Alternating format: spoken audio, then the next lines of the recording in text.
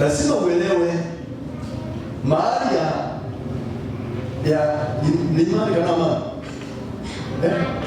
Imani na dhabihu. Lazima uelewe the place of faith.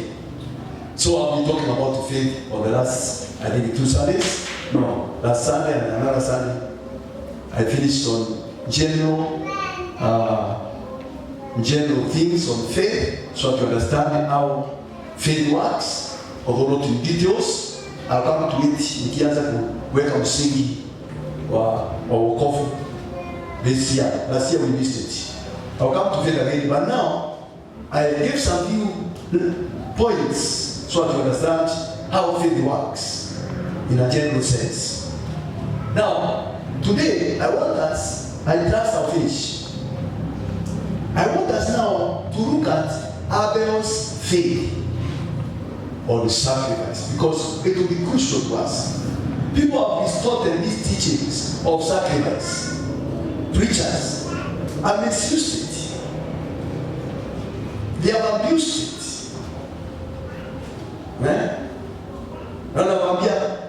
Today you bring your Isaac. If your plot of land is hell, if your house hell, if your account close, bring your Isaac here. Na mtu ni pesa anataka za kufanya kazi fulani. Give that wrong. That's demonic. And then I say this, so I want us to break out us today. Na hii madhabahu inavutwa na 1,000. Ukora.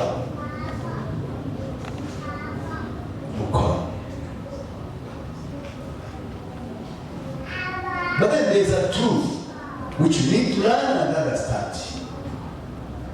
And that's what you want to do. As soon as you know the truth, I can't teach you all the lies which are being taught. Hata kwa TV unaona. Sasa nitakuzuia kuangalia TV. I can't teach you all the lies, but let me teach you the truth. It will be your gauge. Ukisikia mtu anazungumza takataka, you don't fear man. Usione mtu. You only obey man as long as he is being used of God. That's why we are told to discern, to judge hii kitu inaendelea ni nini. Unasikia?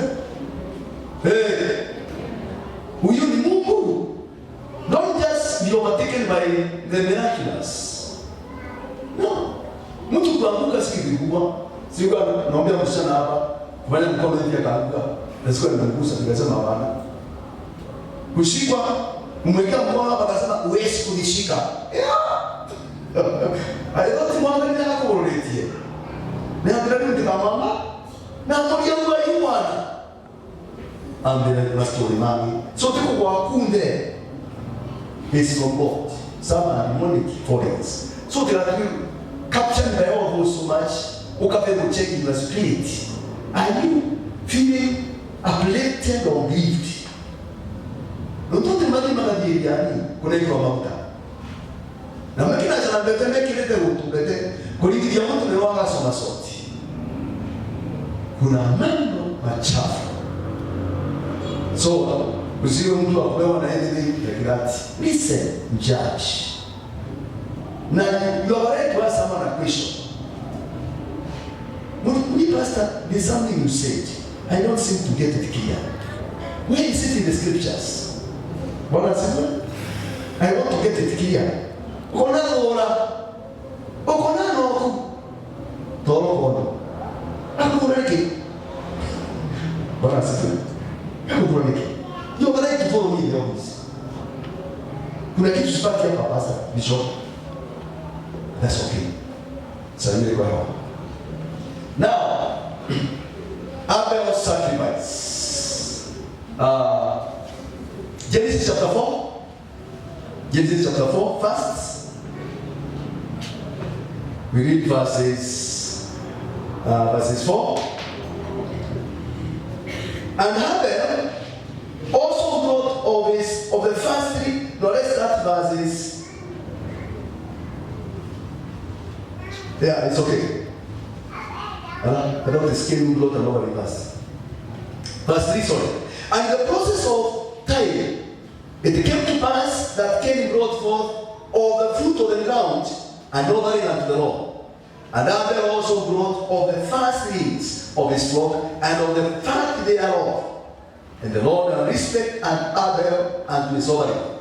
But unto Cain and to his offering he had not respect. Cain was driven off, and his countenance fell.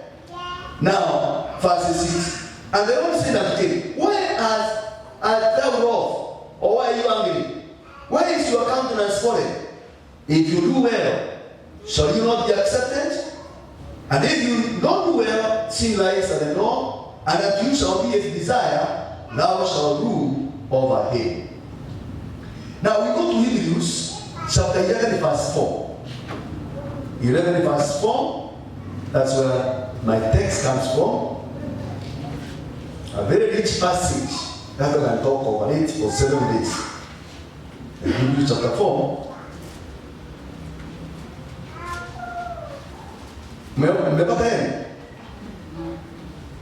Now, by faith, Abel offered unto God a more excellent sacrifice than Cain, by which he obtained witness that he was righteous, God testifying of his gifts, and by it, he being dead, yet speaks. Now, I want us to examine Abel's faith, because we are going to study about sacrifice. I'll take several Sundays. I have seen in the past, one of the problems people are going through, or the reason people are in problems, is because of an offering somewhere. Shida za watu zinatokana na sadaka na dhabihu. Why? Cain's life would have been different if he never took an offering to the Lord. Ndiposa nawaambia, ikiwa hicho wanataka kutoa, hautakitoa kutoka kwa roho, inaweza hautaki kuiachilia, afadhali ukae naye. Is siba, you are better off ikiwa kwa mfuko kuliko uletee Mungu na madharau. Well, that one is not very popular among preachers. Ningependa hata ukileta hata kwa roho iko, leta wewe tutaweka roho itakuwa sawa baada. And I'll explain the short one. So now we are told, by faith, Abel offered a sacrifice to the Lord, a more excellent sacrifice than Cain. Kwa hivyo is a comparison between what Cain did and what Abel did. So this is what I want us to look at in a short while. Mungu atusaidie uweze kuelewa. Nadhani ndio nyumbani kama uweze kuelewa. Some people say there are no more sacrifices in the New Testament. Yes, there is no more blood sacrifice. Blood what? There is no more blood sacrifice. Not sacrifices. Not sacrifices. The whole of the gospel is sacrifice. Unakumbuka ule mama alipasua nini? Alabasa box. Akavunja akamwambia nani? Yesu alisema everywhere the gospel be preached, what she has done will be spoken of throughout the world. That's it. Not necessarily the story of this woman. No. It's how she wasted her life on Jesus. That's the gospel. That's the gospel. Ikiwa hauja waste your life on Christ, haujaanza safari ya kwenda mbinguni. Utashangaa sana ukifika mbinguni kule. The price people are paid to walk with God. Ikiwa unataka secure yourself with your family, to safeguard yourself from trouble, utaki kuingia sana mambo ya Mungu, utaki kushikwa kusumbuliwa kwa sababu ya wokovu, haujaanza safari ya kwenda mbinguni. So in other words, what I'm saying, there are sacrifices in the New Testament. Hebrews 13 verse 15. By him therefore let us offer sacrifice of praise unto him continually. And also Hebrews 13 verse 10, we have an altar by which those who serve the tabernacle have no right to it. We have an altar. Lord tunasema tunaomba madharau. Waacha wewe. What are you saying? Tunakumbuka ile kesi ya Kianga. Ile Kianga au ile nyingine kama mtu alikuwa anakanyanga mapasa za matumbo. Muri kesi kawa kagendagerola mabisho mawelia mama na miguu minene haya raiki na miguu yao mtu Mateo kaomba. Lakini si nguvu zetu is an understanding of the altar that we had and dedication. Ndio ilitusaidia. Our understanding of the dedication and the altar. Na tulisakisidi tu mama alipokubali we dedicate her. Then we applied the principles of the altar and God was freed. What are you saying? There is no altar. Ikiwa uelewi uliza wale wameelewa hiyo. Bwana asifiwe. Wewe man of God. Ikiwa uelewi mambo ya altar, wewe uliza wale wameelewa. Au uelewi kila kitu wewe. When you don't understand something, usichimani wewe, you're supposed to be knowing all way. No. Uliza wale wameelewa hiyo. Ukisikia kitu ambao upati, search. Read the books, ask questions. So, church, there is something we need to understand about the faith of Abel or the issues of sacrifice. Because we all have to give sacrifice. We give sacrifice. Hiki tunakuja kuomba for 3 hours. It's a sacrifice. Si ati una kazi. Unafunga duka wakati pesa inaingia. Unasema siku saa hizi naenda kuomba. That's sacrifice. That is sacrifice, church. It's sacrifice. Now what was to make with Abel's sacrifice? Now I want to bear in mind about what Cain did because it's comparative. By faith, Abel offered unto God a more excellent sacrifice than Cain. So it's comparative. So as we discuss about Abel, upeleke fikira yako vile Abel, sorry. What am I saying? As I talk about Abel, you also be seeing what Cain did. It's comparative. What you should make? Or what is this faith of Abel that made the sacrifice more excellent than that of Cain? What is it? 4 things. There can be more than that. But I want to talk about 4 things about Abel's sacrifice. Abel understood the necessity of blood sacrifice in approaching God. He understood the necessity of a blood sacrifice. That time Yesu hapo amekuja. Kwa hivyo wewe kuleta mbuzi hapa, useme bishop, nataka kupata hii shingo. I sacrifice the Lord, I will refuse. Nitakwambia nenda uchinje, utoe damu, mwage, uniletee nyama, unichomee kule. Bwana asifiwe. Hiyo si ya Mungu ya kupatia Mungu hiyo blood. Mungu alimalizana na hiyo. Wakati Yesu alifanya nini?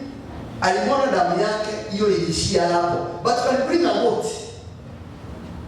A goat itself. Si ati inachukua dhambi yako, hapana. Hiyo ni tofauti. Hiyo ni tutakula. But it's a sacrifice in a sense. Because it's something which costs you something. So, Abel understood. He understood the necessity of blood sacrifice in those days.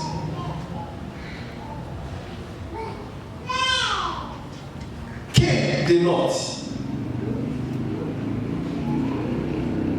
Abel took the last of his flock. Cain took maharagwe. Kila alikuwa analima. Akatia Mungu. Cain should have gone back a bit.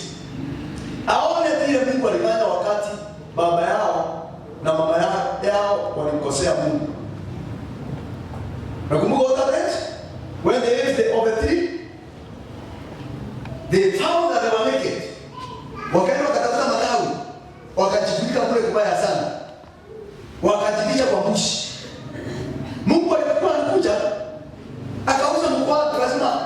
heard the voice and hid ourselves because we were naked. Because who told you were naked? Did you eat of the tree which I told you not to eat? Mungu alifanya nini? Alitafuta matawi akafunika kule kubaya. Alipofanya hivyo wakasimama mbele yake. So Abel an understanding. Wakati my mother and my father sinned, what did God do? He killed an animal. Akawafunga na skini ya hiyo mnyama. Genesis 3 verse 21. An animal innocent. Haikukula hiyo tunda, haikufanya makosa, ikauawa, damu ikamwagika, ngozi yake ikachukuliwa. Wazazi wangu wakafunikwa. So Abel took a flock. Kuchukua mnyama akaenda kuletea Mungu. Cain should have looked for money. Angempatia maharagwe, the exchange. Ampatie kabusi, apeleke Mungu. He never bothered. And that's the problem we have. We don't bother on what God has said concerning obedience. We think offering ni kile kimebaki. Tunapatia Mungu mabaki, tumetumia wiki yote, kile kimebaki tunaleta.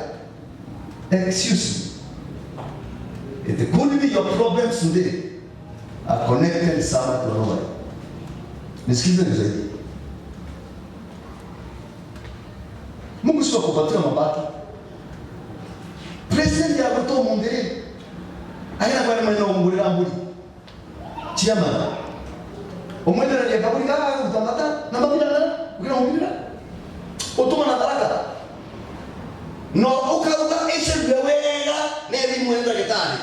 Utibira president ye ego tuwapata na mabila. Mete na bato. Ekibura ni obili na president. Antuka mbera baria no alete no ne chairman sorry chairman kama tumbele ne chairman mbera kenya kwa ambe atungiwe kamiteo wale ba sasa kin akubuda never bothered. Abel gave of the first things. Now I'll come to that in a short while. So he understood the importance of the place of the blood sacrifice when a sinful man is approaching a holy God. He understood it. Not only understanding, he practiced it. And the Bible says in Hebrews 9 verse 22, Hebrews 9:22, and without the shedding of blood, there is no remission of sin. And this should help you. Although you're not bringing a blood sacrifice, every time you're approaching a holy God, you need to be conscious of that sacrifice which was offered by God for your sake. The blood which was shed for you. You need to be conscious. That blood cleanses away sin. Inakutakasa ili ukubalike. Bwana asifiwe. Hallelujah. You don't just give an offering without regard to who you are and who is God. What gives you right to go and stand before Him? You can just pick up from here and then I'm going to State House. What?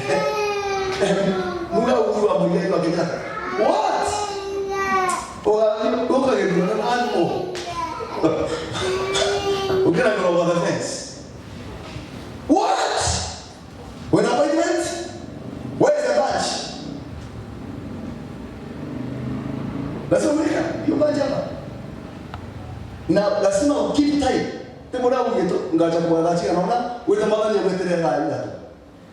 Ndio za laika kama mwana kama dena mamele. What? Ndio una president. Yo kama yate malala. Hallelujah. Greet me there, church. Nataka kusaidia kidogo. Abel understood. Place of blood sacrifice when approaching God. Now the Levitical system all pointed to Christ's sacrifice. Ile wakati wa zamani walikuwa na mtu akikosa anapeleka nini? mbuzi au kondoo inachinjwa, anatubu dhambi zake, anasamehewa. Hiyo yote system ya zamani ilikuwa inaelekesha kujitoa kwa Yesu Kristo kwa msalaba. Yote. They look forward to the day that God will give His Son as the lamb for sin. As a sin offering, damu yake itoke ili wanadamu waweze kufanya nini? Kusamehewa dhambi. So without the shedding of blood, there is no remission of sin. So every time you fall short, ukikuwa ni kigeruti mbele ya Ngai, unasikia umekosea, you need to go to God on the merits of the blood of Jesus. Wewe madani ndekera na changwa ku ndekera makosa mangu zete nuntu atakamera Yesu itira tuli madalabari nuntu akwa I come to you Lord with the blood of your son Jesus. Lord, forgive me. Ondoa ile makosa yangu Bwana. Niondolee ile makosa. Eko mara ndekera ngwenda abwera amuntu chole okamera wabokali nizo bakale nemeri maybe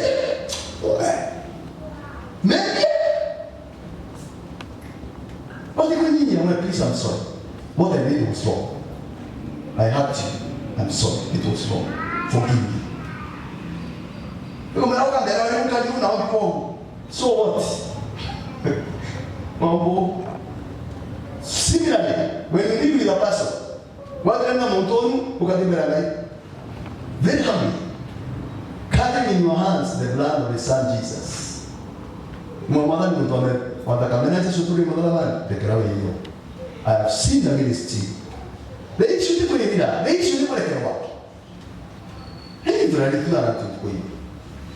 Madani prayer kuku wetu ne media mengi mno mateka makuwa mengi makuona katokera na tukabona ndo takia Ngai tukera madani tu ahora vera.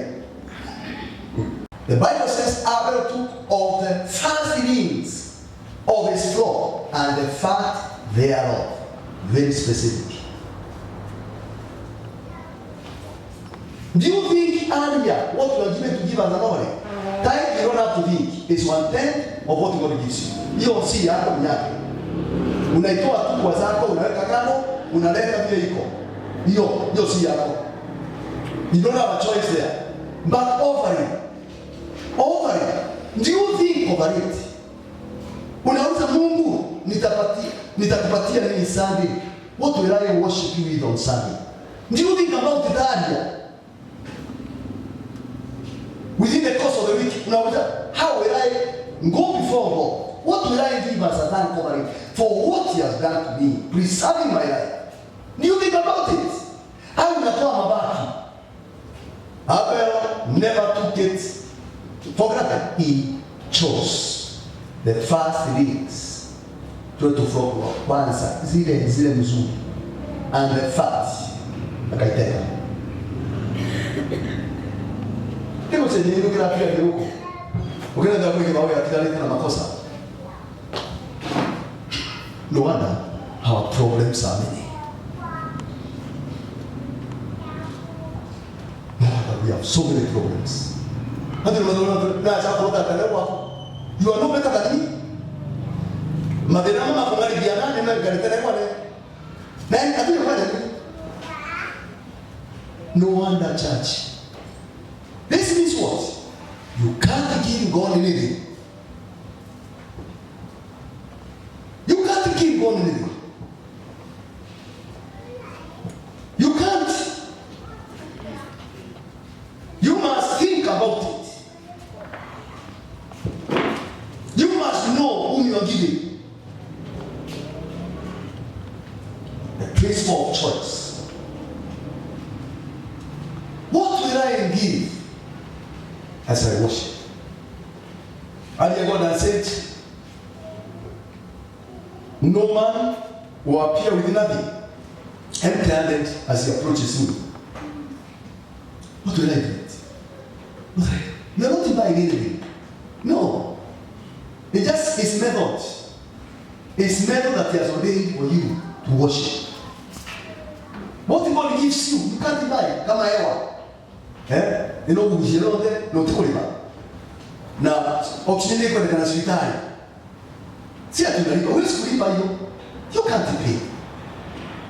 But it is the Lord that He has chosen for your worship. Bwana asifiwe. Sasa kwa hewa. Nitukuelewa? Ndio mambo ya kalonga mwili wake. Kama pambe na mauto hunt ndio bwana kupitia. Principle of choice. You can't give God anything.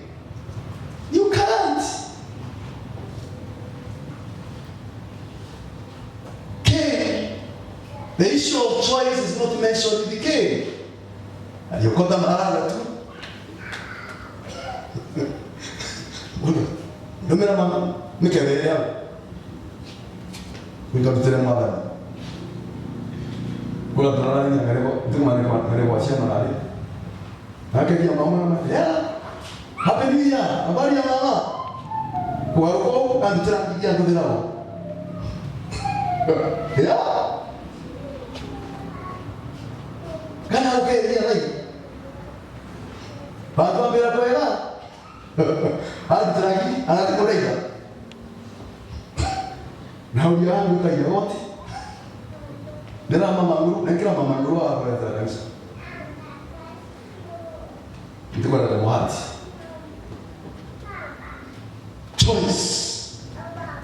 Not what is available. You give God what He has asked you. What He has revealed in His word. Ndio unampatia. Another alisema when God demands something from you, it's because He wants to give you something what? Better. Ukamwona yeye ndio kama mkono. Anko. Nikile kama mkono. Tebasa okwera. Kama nikile sikia. Te bishop. Ninda yaku ukeka muona ndio uone kama. Bado ndio kwera. Tolema. Bote ndo kwera. Nekira sutieni.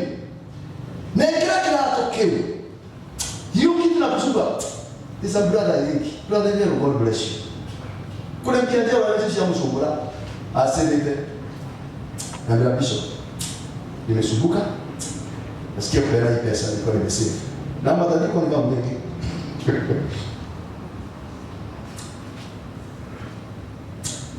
Nilikuwa nimesave. It seems my life is hanging on this money. I think I'm not secure because I've saved this money. Nasikia Mungu ananiambia nipatie. Wewe mchezo usilete tubie hapo. Amen. Bishop. I feel that I need to do this. Akaondoka aya na kikero stage. Hiyo si mtu ni hapa na nani? Na Mungu kanisa. Utakawahi mlango. Wakati unataka ndani hiyo. Don't agree. Fanya. Akipitisha hiyo kuna kitu atakufanyia kama vile alifanyia Abraham. Hayo nipatie hiyo kijana wako ndio sana sana. Mungu rapa. Go give him a sabato money. Later on God told him, in blessing or bless you. He multiply your seed as the stars of heaven or as the sand of the sea. I will bless you. I will multiply your seed. Alitaka kupatia seed nyingi.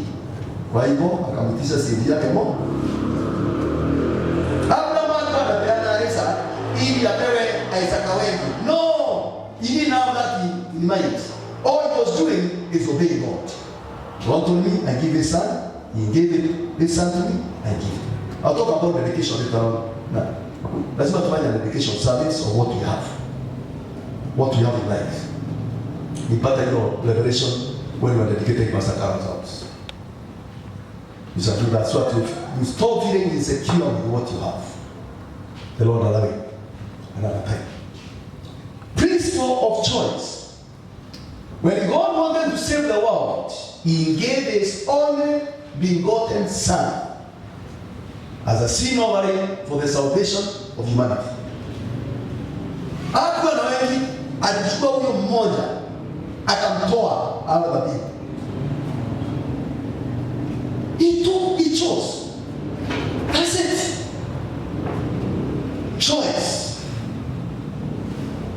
I choose to do this.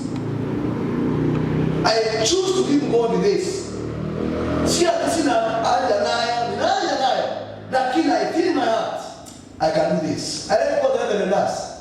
Every time we have a financial matter, ananiambianga Mungu anamwekea kwa roho yake ile pesa atatoa. Na anasema mimi nitatoa hii. Na baada ya hiyo ana hiyo pesa.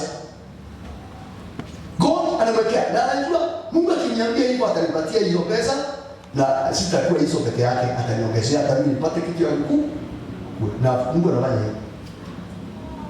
Choice church.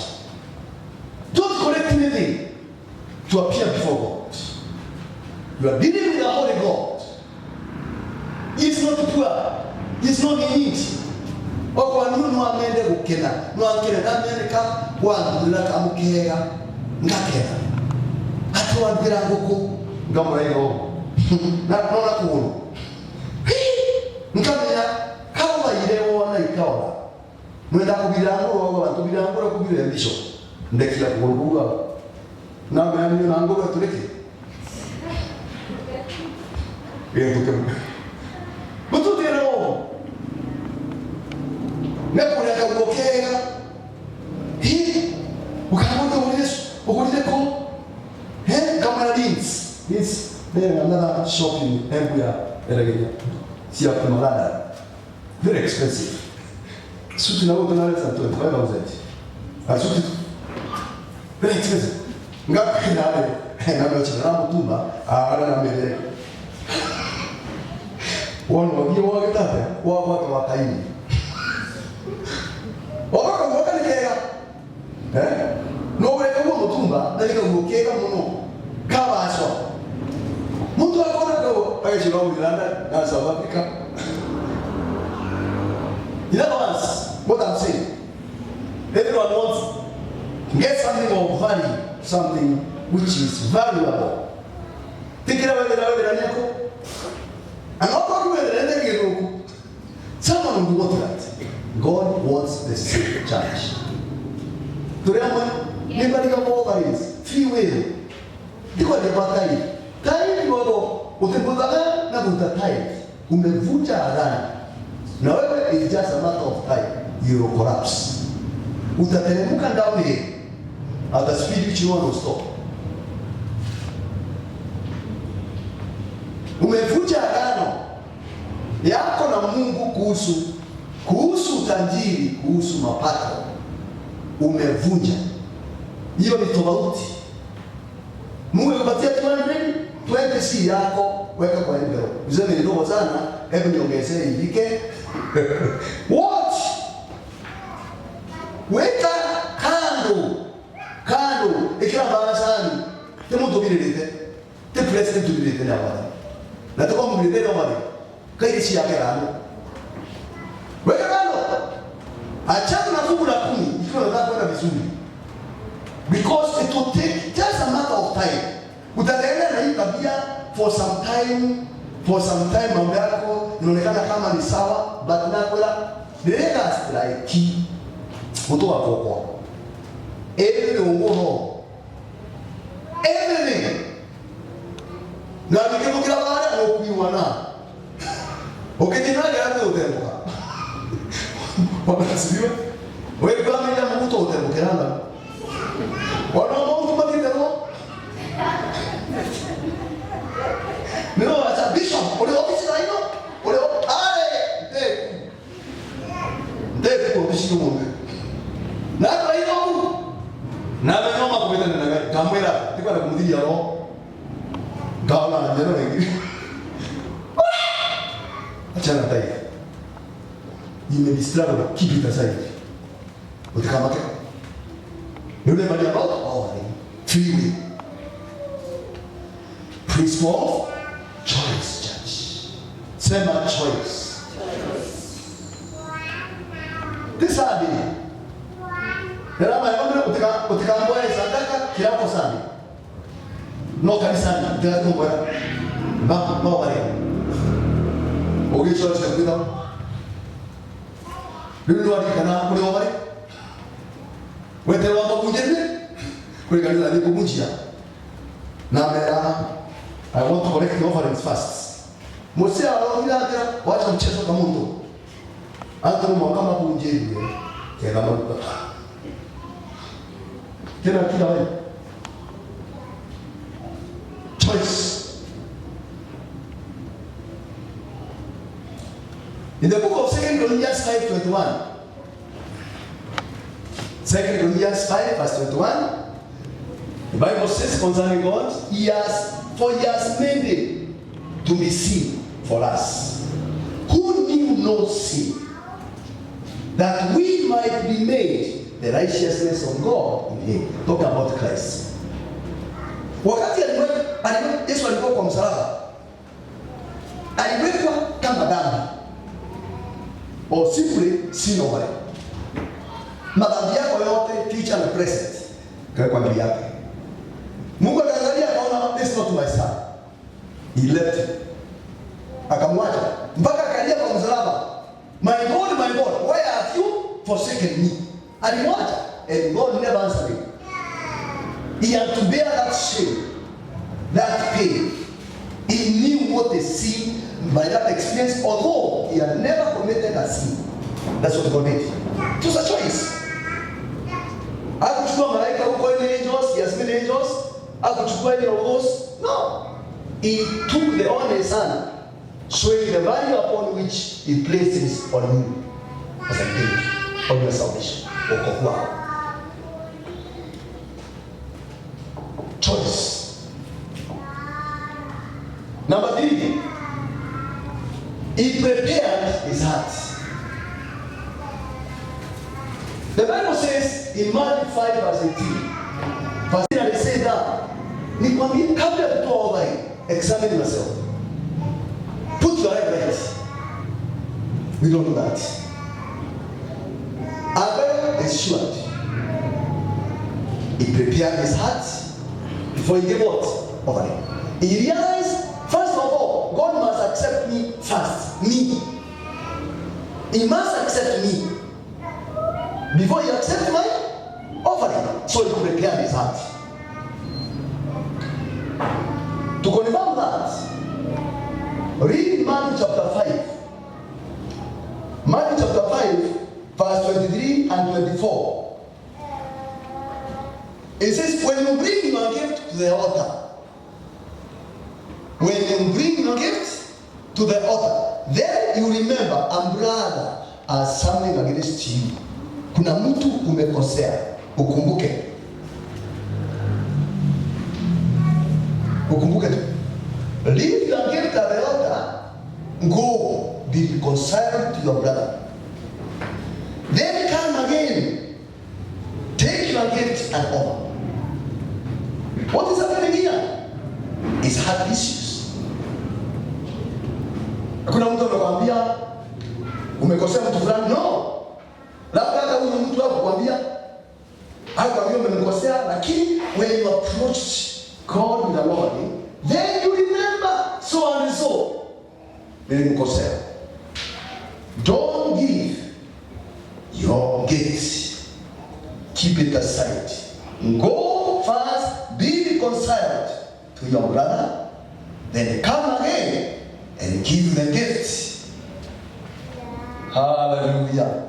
Give him there. Church. Mukolo hiyo tunaimba bila chetu shimita na offerings. Ni mukoni? Uwa sababu milioni yale wasiama. Udete. Ukinyago kile yale kumba kiambia geno chokete. Na kwa kitu kinyago nako. Wasiama tacho. Nemi. Nini? Nikuwa na nembia bati. Nakwenda nyata wakala. Mirali bishop kule kwa matendo digania kwenda kutikula mtu fulani ane. Ni pastor kwa tikirabu. Kwenda jana leo nitakuombea.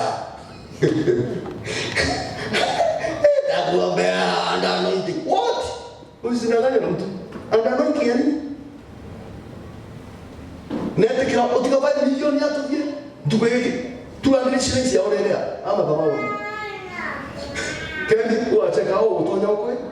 Ndio tuishia. Eno mabasi can take money from the altar here. Wacheka wala niko na. Kwa mdogo yetu abiria atigitwa ndabika nitiene. Akina endelea. Sasa wewe tikira 5 milioni shiamani etikwa 5 milioni. Atika jino sija mtu ekamba amwela sona. Ekamba na tena ndege. No ugekalia wewe asije polisi au kama mshinga. Let no one cheat on the things of God. Let no one deceive you. What? No matter what. What can you do? What? Duga mkora. Aina mwana achokolia and oxygen ya lea. Tuaende ngozi. Bado bila mwana sedani wako na oxygen. Ale tile kwa tu. Kana katukuma kubeba. Kabeka backslide tena. Ya.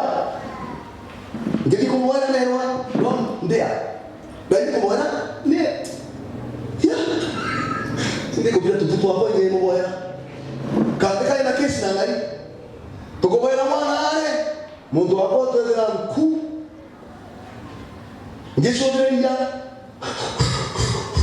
Au. Na wewe kama mtu mkoa no. Uko namna hii sina shida sasa. Kama na katika niko bebaweka ndio hapo ya kwa ngina. Ngine neno chu. Sio pia kwa ile tukabana ni hata wate mako baya. Ubaya ki. Tukabana tena ndio. Mungu akwambia hivi, fanya hivyo. Utikabana kama leo, ukiwa mshoka kama wewe. Musa alikie kumwambia mwana nyamwela ondoka hapa. Hila no, polo. Mwana nyamoria what? Toka hapa. Amwele yake mtuire mata, amikauza lekana for 7 days. Atoke. Akauko nje na mamungu. Musa atenga kiate digemia.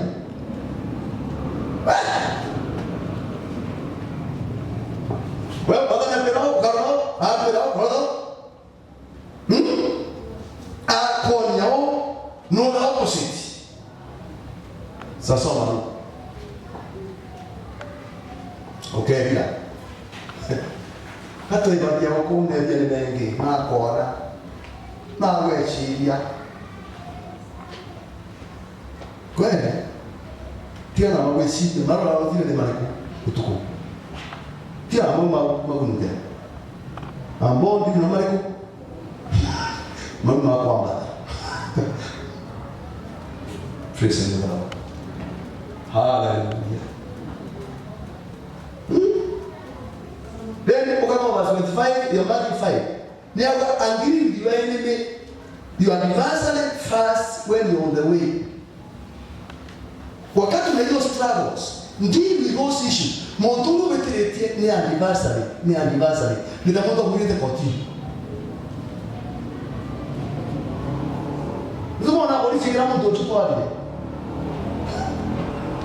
Ukaona wala license. Ikina akenda jana wale. Kakwenda uma muthie mwadia.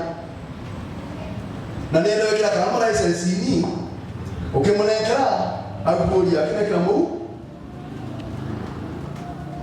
Ni baba. Ni timangani. Amweke wanaandikana nani ngera madhani ya kuandikana ndio na makosa.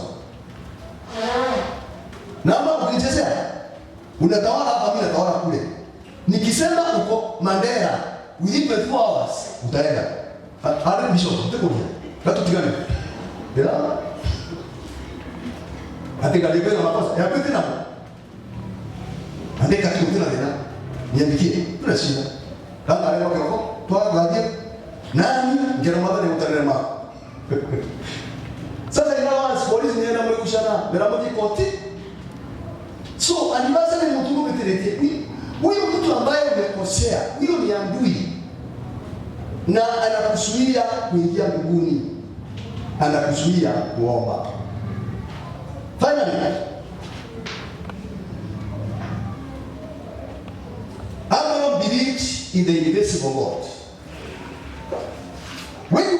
for prayer. When you come to seek God, you may not see him with your eyes, but he's there. He is present. Without faith, it is impossible to please him. Hebrews 11 verse 6.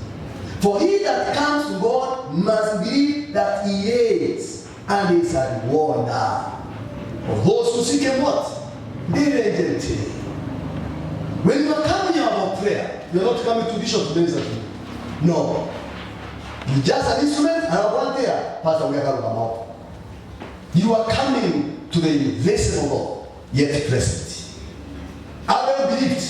He is not just ministering to a strange entity. He is approaching the invisible God. Ule Mungu ambaye haonekani ako. Anakwambia ukiwa tatu kumweka, alio ako hapo. Kwa sababu umejitoa na roho yako yo, Mungu ako hapo. Invisible God. Believe. Huko Mungu ako hapo.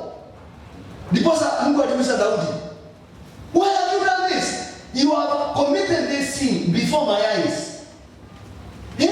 Umechukua bibi ya Uria, umeua Uria mbele ya macho yangu. Mungu alikuwa hapo. Daudi tumanye usharati. Yizia where you go. Aloka tena Nairobi.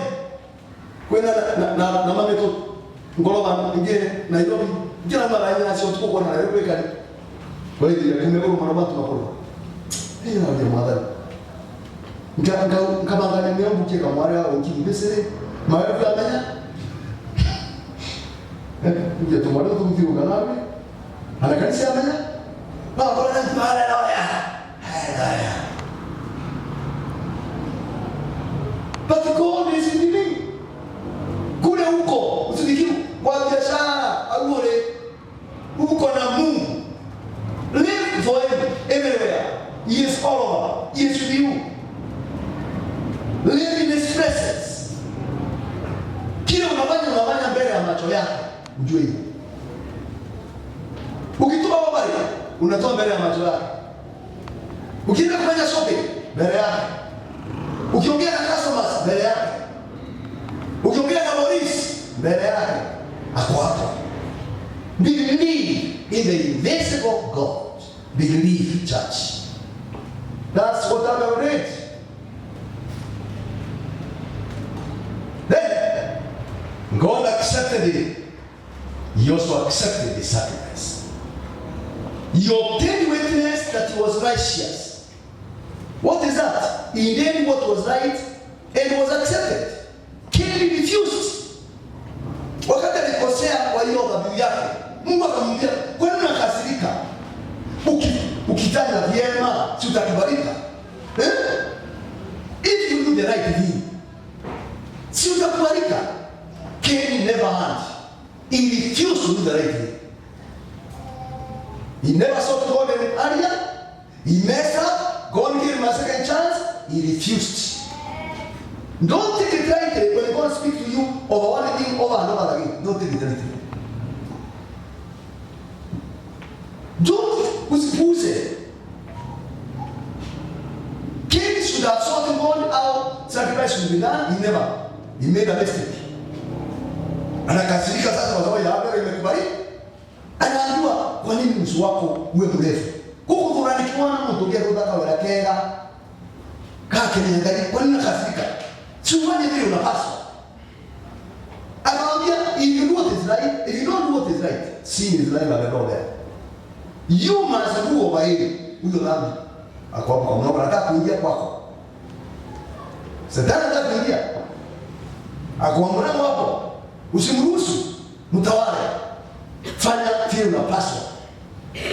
Do the right thing. God will take you as righteous. So Abel obtained witness, testimony ya Mungu. This is not captured in the Old Testament, but it's inferred by what Cain did and what God told Cain. So Cain refused. Abel did it. So God accepted it. And God accepted the offering. And then that's a record that he was righteous. Hakuna kitu kizuri kama kubalika na Mungu church. kila Mungu. Kuna watu watakupenda, kesho watakutusi. Be upset. My pastor. Lord, you have become thief. You. Kana kuile. Ni unakuja. Ni unakuja kila. Ukaruka. Utakakene mno ndo ukara. Oduma ukara loyo. Ngoma kekungea. Wachana watu. Be concerned with you. With God. Don't be happy so much when people praise you. Mwambie tukuza Mungu. Natoka hapo anakupraise. God testified of his gifts. A sacrifice still speaks today, even though he's dead. Do you know? Some of the things you are doing for God, which I don't even know, will be speaking when you're long gone to heaven. Mungu atakuwa anaendelea kutitisha hiyo ulifanya. Kuna mama anaombeana. Mwingine anatupatia rangi. Egoji wakati tulikuwa tunabomolewa kanisa. Hivi ndani napitia egoji nikiwaombea. Naambia mkumbuka huyu mama. Alitupatia pahali ya kujenga kanisa. Wakati tulikuwa tumeweka mbao kwa barabara. Mungu kumbuka kazi yake, kumbuka watoto wake kwa sababu ya hiyo kazi. Mungu si utapute a priest, a priest in this house. Kwa sababu hii kazi mama alifanya. Na akasema hiyo kanisa isiondolewe hapo akakufa. Kila nani kinaonekana kwa hiyo kanisa. What you're doing for God, please don't worry. Hata bishop don't worry. The God in heaven can see the sacrifices, the tears you shed, the prayers you offering for the service, for the church, the longing you have in your heart, how the work of God should be. Don't worry. Ile pesa umetoa kwa hii kanisa ikiwekwa kuhesabiwa, ile wakati umejitoa kwa mikutano, kwa maombi, hiyo after you go to heaven itaendelea kuongea. Praise the name of the Lord. Faith about that. So every time when you come to sacrifices, tukiongea mambo ya sacrifice, mbona kumbuka imani ya nani? Ya mbele itakusaidia church. Praise the name of the Lord. Hallelujah. Tusimame.